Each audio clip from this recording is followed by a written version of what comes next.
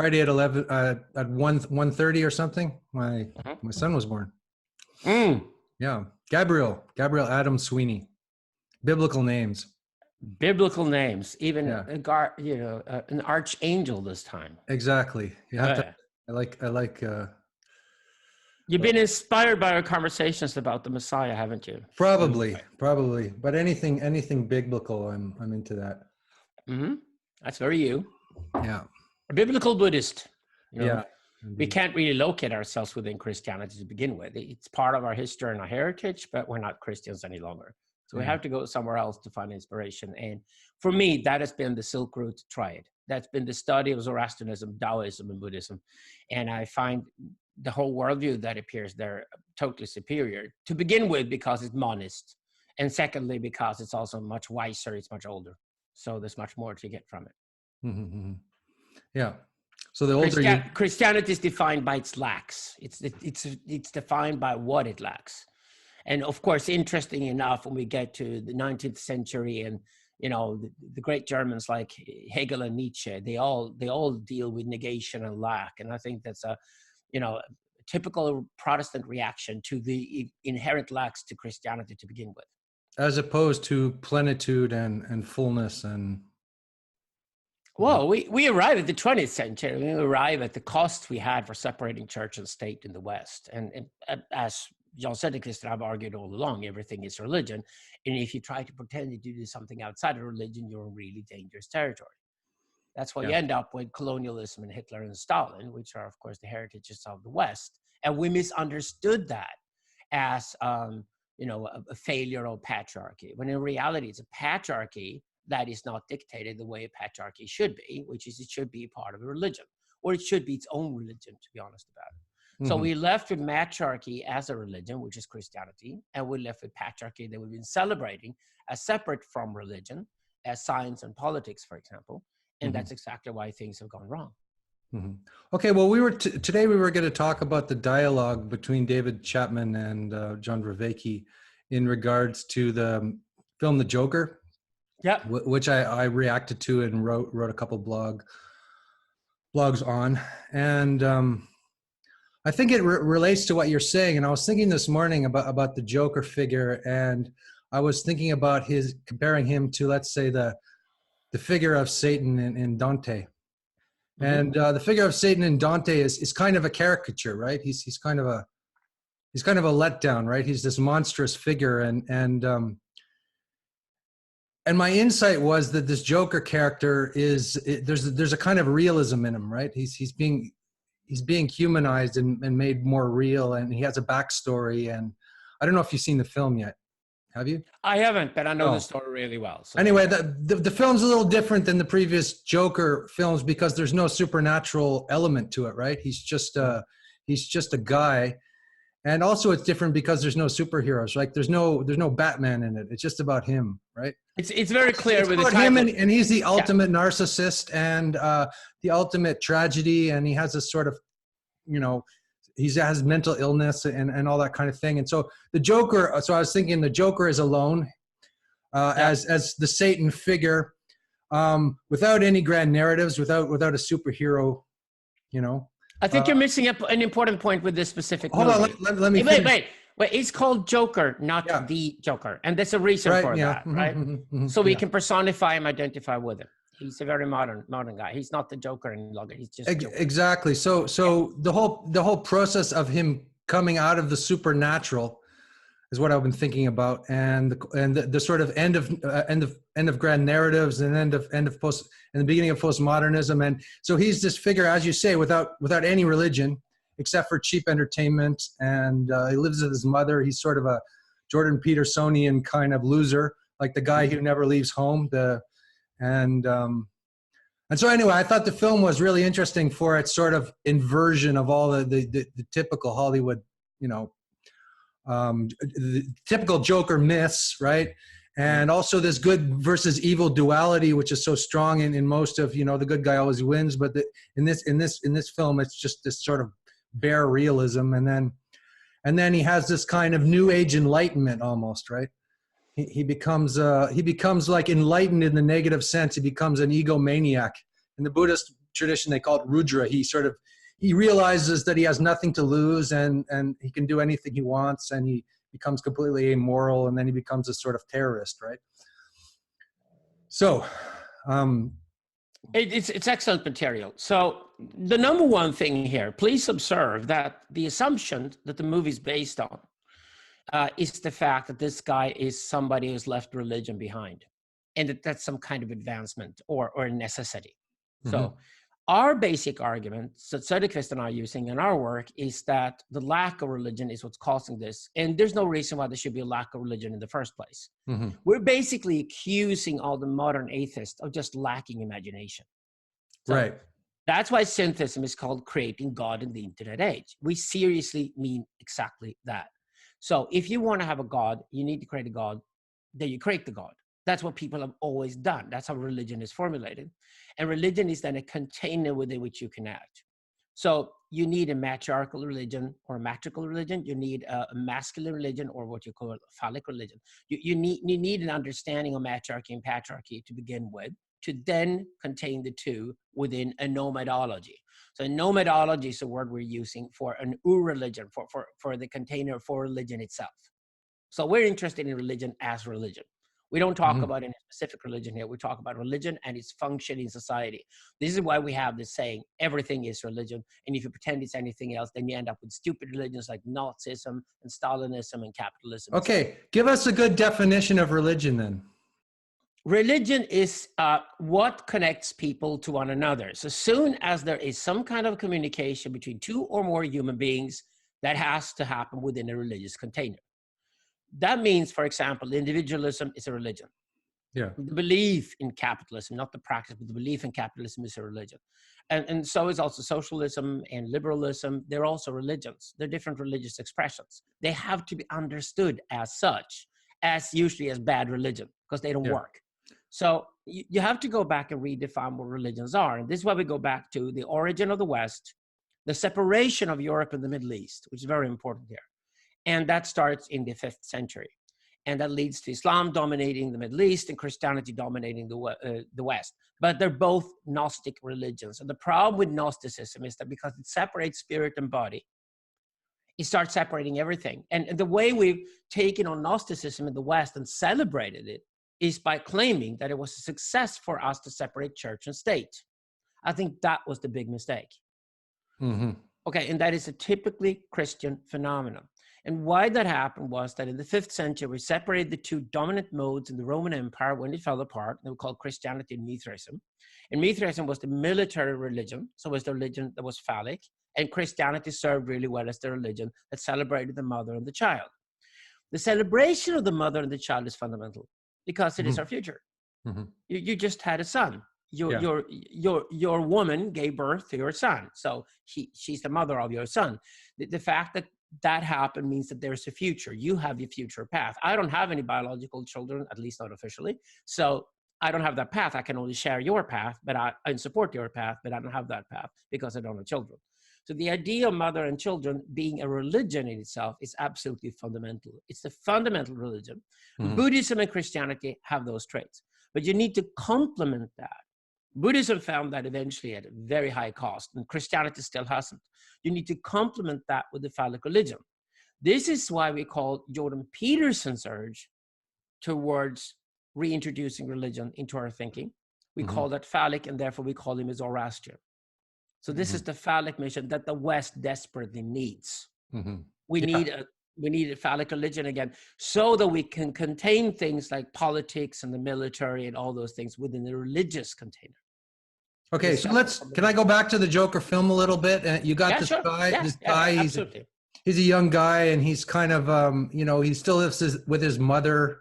He hasn't learned how to live in a sense. There's no structure around him, for him to develop into something. He could have been an artist. In a way, he's sort of the failed Adolf Hitler, right? He's the artist who, who fails and remains kind of, as you say, the boy, he becomes a boy king in a way. Yeah, right? But you say Joker is a man.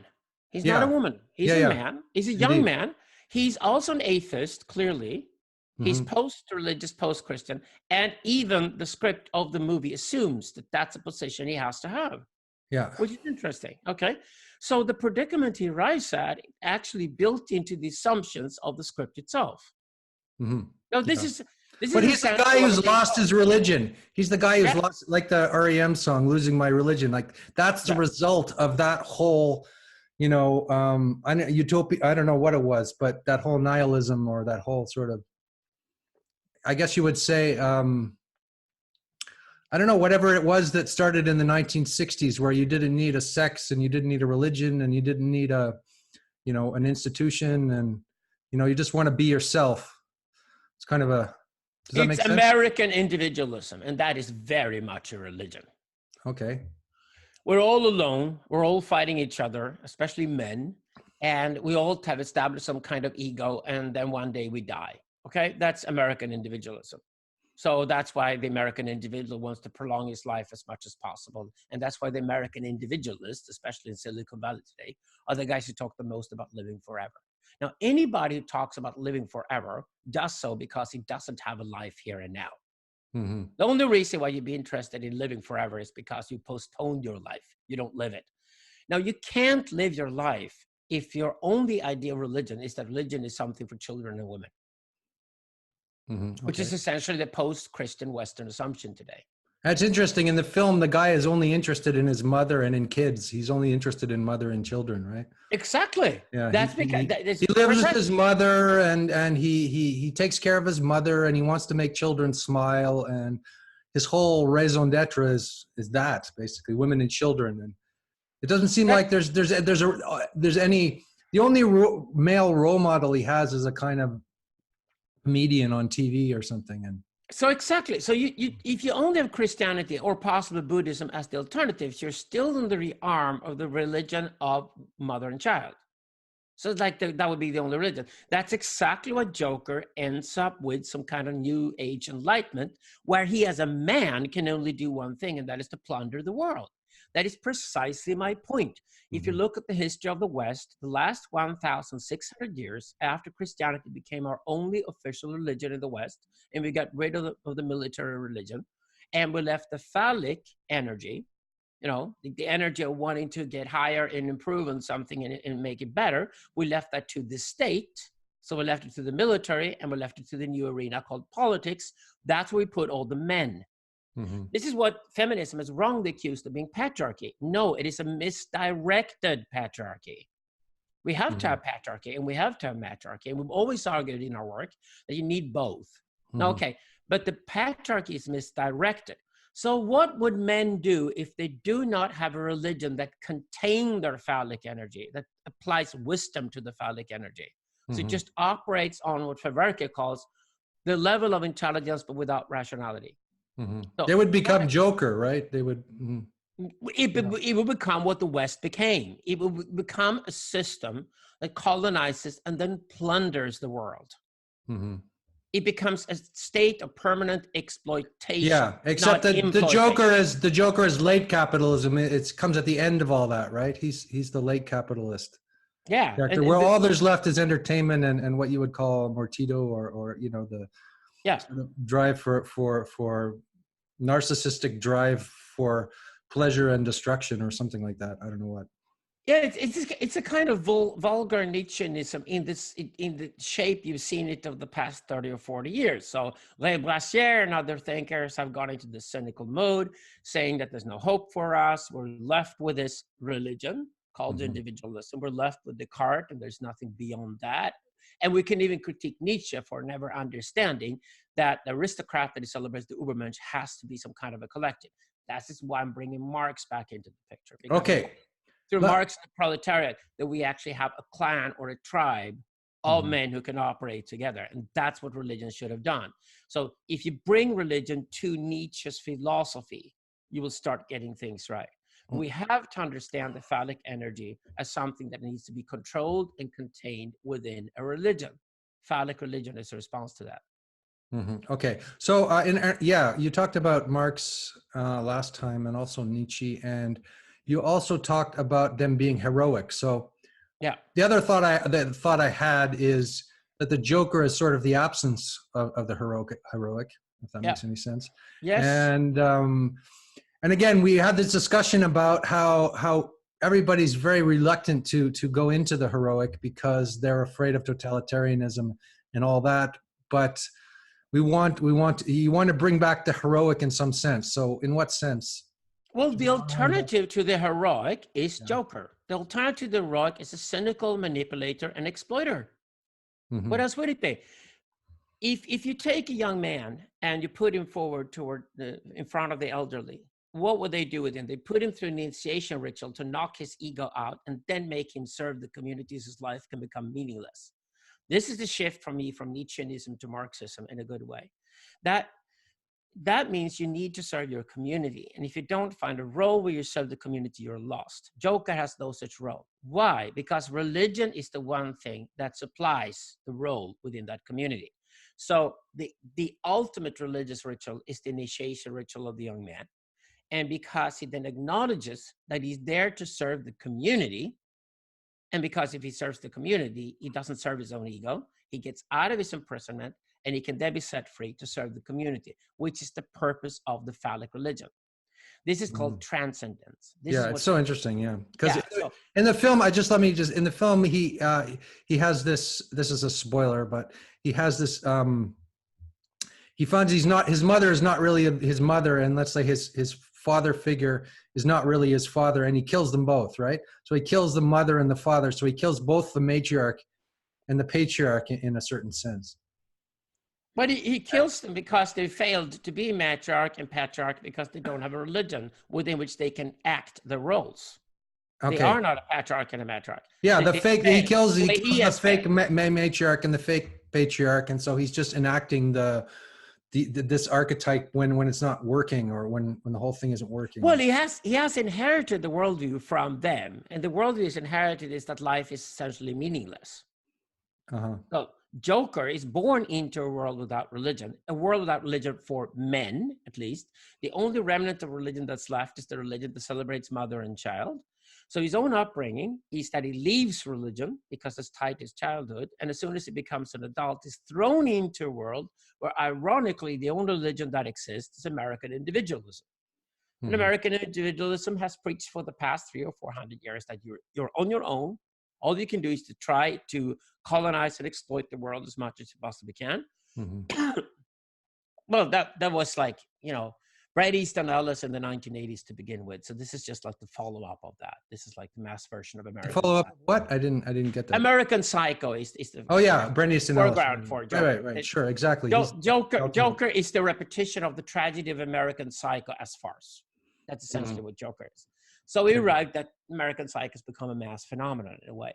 Now, there's nothing stopping you from doing that. This is why we introduced the term imploitation in our work, because you take the word exploitation and then you tweak it and you turn it around.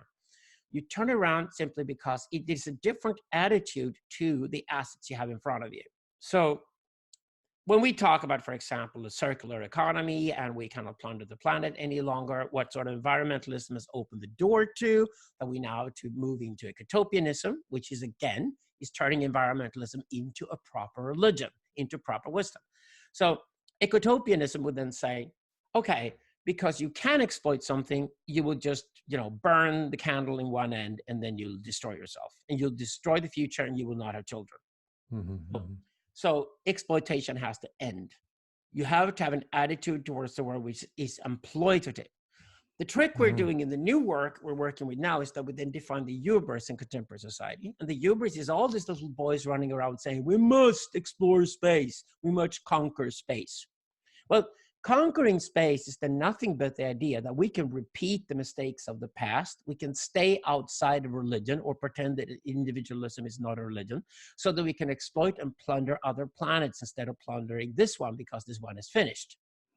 Would it be better to just realize that it's incredibly difficult and incredibly costly and for human body absolutely impossible to live in outer space? Outer space to me is the Tower of Babel of today.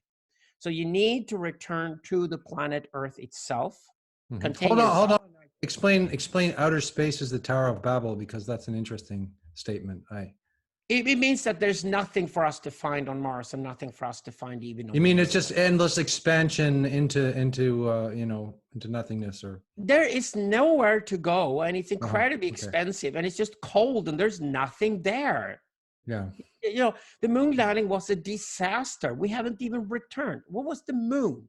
A damn rock full of radiation and cold like hell. Why didn't you go just to Siberia? Because nobody's left in Siberia. Territory is something we have abundance of territory on the planet. But You the said that territory before. has been Ellen exploited. Musk should go to Siberia, right? Instead of Mars. You know, It is warmer. It is closer, far Mhm. less expensive, and there's nobody there. Well, all those resources, yeah. I mean, obviously, we should direct them on to our own planet. It seems to me. Okay, so this is what imploitation tells you. Imploitation tells you got a resource in front of you. Now, why don't you use it in a way that you actually replace it as soon as you use it?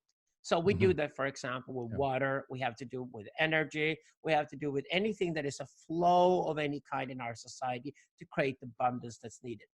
This turns out to be a perfect project for phallic energy. Right. Okay, so all the engineers of the world need to be united. The engineers of the world have to define themselves as the proper Marxist proletariat. They need to take over the world, and they need to do it with an exploitative spirit, which is that we're going to stay on this planet, we're going to cultivate all of this planet, and we're going to essentially create a Garden of Babel instead of a Tower of Babel. That's going to be planet Earth. So this planet Earth we can then live on. This is the idea of ecotopianism. The Garden of Babel. Yeah, the Garden of Babel. And this is what the engineers, the future chieftains, would do. The future priests would then have to immerse themselves in something we call cosmopolitanism, which is to build a machine intelligence that helps people to love the stranger. You see how utopian these visions are? They're all built on the idea that we're constructing a religion that works. And if you construct a phallic religion that works, then we can pretty much leave the magical religion to Buddhism, Christianity, New Age, whatever you want to do with it. We have those religions already. We can save them in that sense because there's something that complements them. So my response to Jan Söderqvist is that he's absolutely right about everything in his Buddhism, but he's only half the story. That's Jan Söderqvist is not getting a large following of young men who are like, oh, wow, Jan Söderqvist is the shit. We're going to follow him. Jordan Peterson did, and we increasingly are too. So if you speak directly to men about phallic energy, the need for a phallic religion in our society, you They really like that. start to see the full picture. Yes, of course they do. They got something to do with their own phallus. Yeah. Which is meaningful, and it's meaningful because it is a religion. It's not Okay. a cynical atheistic exercise. Okay. I'm a bit stuck on this thing. Everything is religion, because you could, if you could almost say anything. You know, like if everything is a religion, then nothing is a religion. Isn't it a? No, I didn't say that. I said everything is a religion, but it's either a good religion or a bad religion. A bad religion is one that doesn't recognize that it is a religion. Because I was he doesn't recognize that it is a religion. So perhaps the Joker's world is that he is kind of following a religion, but it's just a negative religion. He's following American individualism. He's following American individualism. He's the ultimate American individualist. It's ultimately where you arrive if you're an American that pretends you don't have a religion. Well, you are your own religion. Your own fucking big ego has become your religion. It's a stupid religion. But let's say there's a formal, can we say there's a formal religion and an informal religion? Like you're a Zoroastrian, right? And I'm a Buddhist, and that's a formal religion. And then all the other things that we are just sort of sub-religions or informal. No. You're down the wrong path. That's not interesting at all. Formal religion, formalization of religion is only something that an organization like a state makes out of religion later in history. When you use the word Buddhism, for example, you're applying a 19th century European fairy tale innovation onto schools of thought in the East that were never described as Buddhist. Schools, they're supposed to be schools in a way. Yes, they're schools. So religion, the reason why you don't have the separation of religion and the secular in the East is because all the three dominant modes we're talking about, Zoroastrianism, Taoism, and Buddhism, are monist. Now, if you're a monist, if you believe that everything in the world is related to everything else, you cannot have anything outside of religion.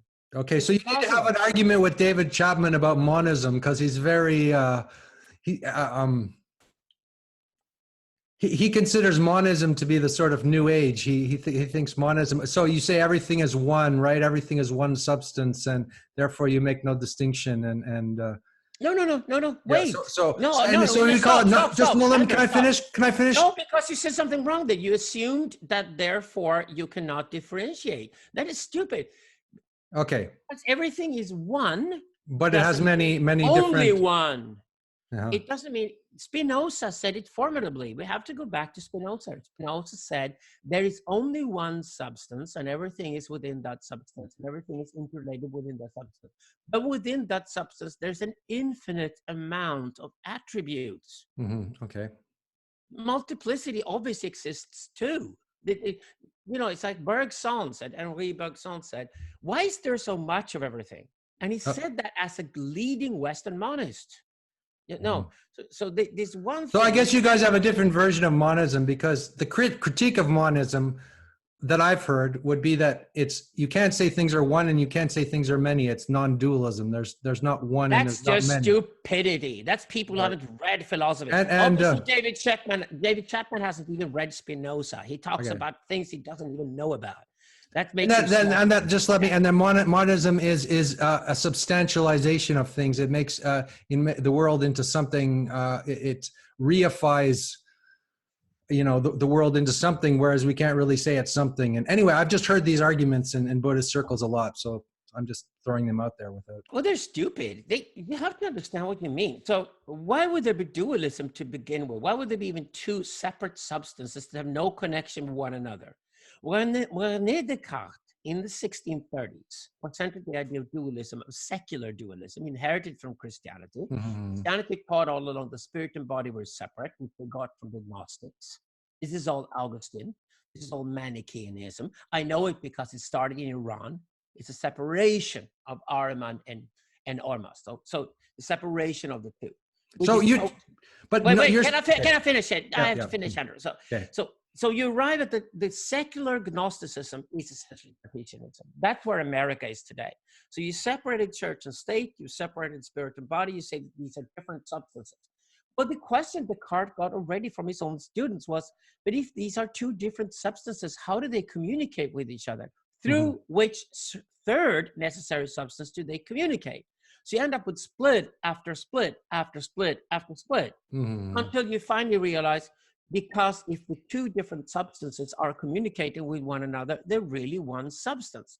This is what monism teaches. Okay.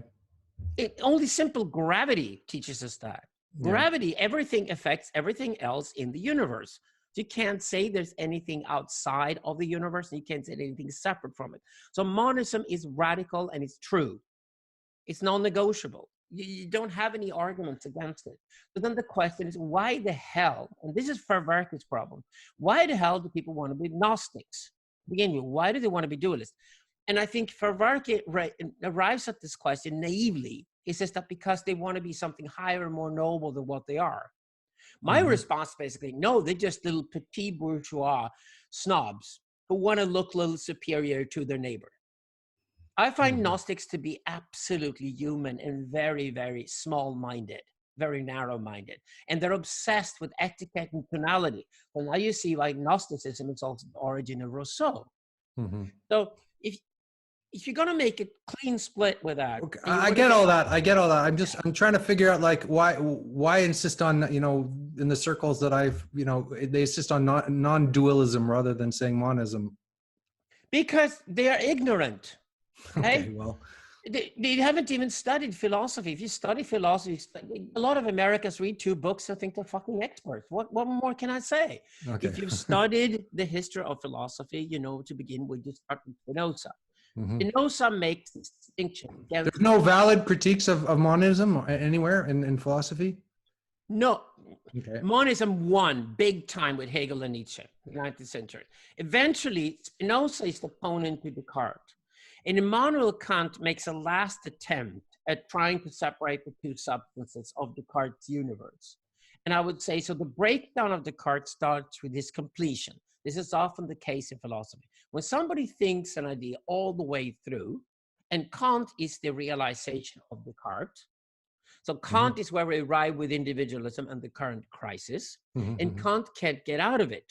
So he's accomplished that. So of course, then after Immanuel Kant, Spinoza comes along. Spinoza wins big time. Spinoza went through Hegel. Spinoza wins through Nietzsche. And of course, you get guys like Freud and Jung that are impossible without Kant first. And they see the Kantian split, and they see that it's impossible to overcome. Now, you either deal with that by saying that either you have to live with a split or you can overcome the split. My response to that is we can definitely overcome the split as long as we understood phallic and matriarchal is separate. We have to live in a universe of two religions that celebrate the same universe. Okay. We can even have four. That's what the Syntheism book claims, but that's a different story. It has to do with the fact that our drive system is split into four, and our way of understanding the world, so the way we approach knowledge, it's also split into four. But at least we can split them within the same damn universe. So we're saying that women and men are not opposed to each other. They have to collaborate. And actually, to be human is to understand that as a man or a woman, you're only one half. That is precisely what monism preaches. All right. But if you look at the bigger picture, say, why do we have these two terms, monism and non-dualism? Non-dualism is just cheating. It's just none. What is it then? So my response to people who insist on the term non-dualism is that, why do you want to keep the word dualism in the first place? Just acknowledge the fact that you have a monist worldview. If everything is interconnected with everything else, you have to understand the world monistically. So, but if you accept that you're a monist, you cannot have anything outside of religion. Because if you have it outside of religion, it will not be religious any longer. It will be profane, and you will exploit it, and you will use it, and you will kill it. That's exactly what we have done in the West. We can call that a lack of wisdom, if you like. We can call that a lack of sense of history. We can certainly call it a lack of knowledge. But at the end of the day, it's like a plundering energy. It's like pure drive, mechanistic pure drive, without this container of let's say, of the tribe or of the sociant, I think you call it, or of religion, the understanding of context. Well, it's not only or of wisdom. Maybe you could talk about wisdom, what you mean by wisdom. Yeah. Okay. It's also lack of context. That's why Aristotle is important here. It's not only the tribe or only the sociant. Of course not, because that becomes a plundering sociant. That's not much better. So that's essentially what a colonializing nation state from Europe does with other continents when we collide with other cultures, right? Didn't do too well, did it?